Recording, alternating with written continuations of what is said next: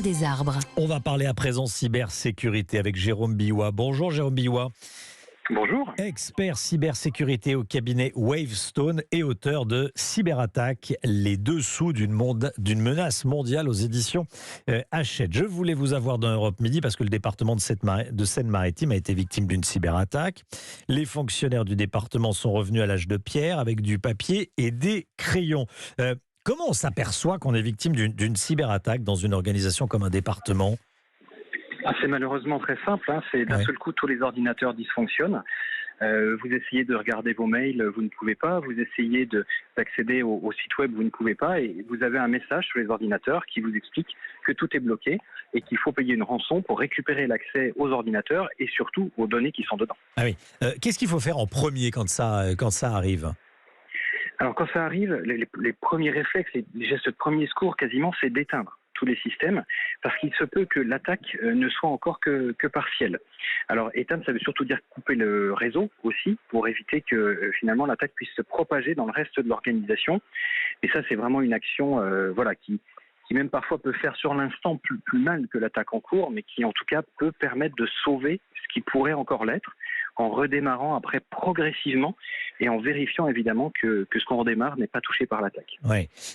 A priori, au conseil départemental de Seine-Maritime, il n'y a aucune demande de rançon qui a été réalisée. Ça vous étonne ?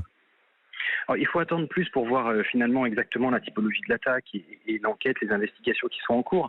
Ça peut arriver des fois que les demandes de rançon arrivent ultérieurement, au sens où les cybercriminels des fois laissent quelques heures, quelques jours avant de revendiquer des attaques. Et après, ça peut être aussi, ce qui serait malheureux, mais une attaque avortée, semi-fonctionnelle, où finalement l'attaquant n'aurait pas été jusqu'au bout de sa démarche. D'accord. Comment est-ce qu'on négocie avec les hackers, avec Alors les pirates ? On ne négocie pas parce que l'enjeu, c'est justement de ne pas payer les rançons pour ne pas financer l'économie du cybercrime. Ouais. Donc voilà, ça, c'est une posture effectivement. Alors, il y a quand même des échanges. Oui. Alors je dis on ne négocie pas. C'est sûr que dans certains cas, quand la vie de l'organisation, de l'entreprise est en jeu, on peut finalement, si on n'arrive pas à récupérer les informations et qu'on est vraiment dans une situation critique, envisager de payer cette fameuse rançon. Ce qu'il faut comprendre, c'est que payer la rançon, ça ne va pas d'un seul coup arrêter le problème. Vous allez quand même devoir sécuriser un par un tous les ordinateurs, récupérer toutes les données. Donc c'est pas magique quelque part de payer la rançon. Ça peut quand même avoir un point positif. C'est aussi si vous avez bien porté plainte et que les forces de l'ordre sont mobilisées, ça peut aider finalement à traquer les pirates. Parce qu'à un moment, on va échanger avec eux, il va y avoir des dialogues, il va y avoir des échanges d'informations, et ça peut aider les enquêteurs de la police ou de la gendarmerie à remonter la filière du groupe de cybercriminels.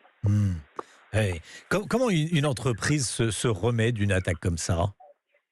Alors souvent, elle est à genoux pendant à peu près 3 semaines en situation de crise. C'est ce que prend le temps pour reconstruire le système d'information, tous les ordinateurs, tous les serveurs, et relancer toute la machine numérique quelque part.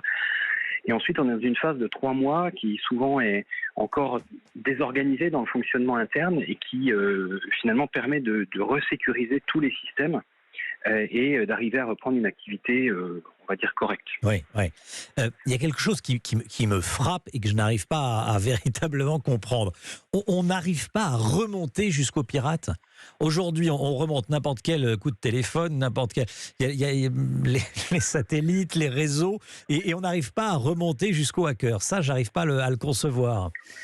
Alors si on y arrive, mais c'est long, et ça demande énormément d'énergie et d'efforts. D'accord. Et c'est pour ça qu'il y a finalement, on a l'impression qu'il y a peu d'arrestations par rapport au nombre d'attaques, ce qui est vrai, mais il y a quand même eu des cas emblématiques en 2021, en 2020, avec des groupes qui ont pu être démantelés, justement grâce à des actions coordonnées de la police de plusieurs pays. Parce qu'en fait, l'enjeu, c'est que les cybercriminels, ils sont assez futés, ils ne vont jamais attaquer depuis leur propre pays, ils vont ne jamais attaquer leur propre pays, ils vont attaquer depuis l'étranger pour rendre déjà l'analyse technique complexe, mais aussi et surtout le processus d'entraide judiciaire, il est long Et ça, c'est quelque chose qui peut aussi les protéger. Oui, c'est ça.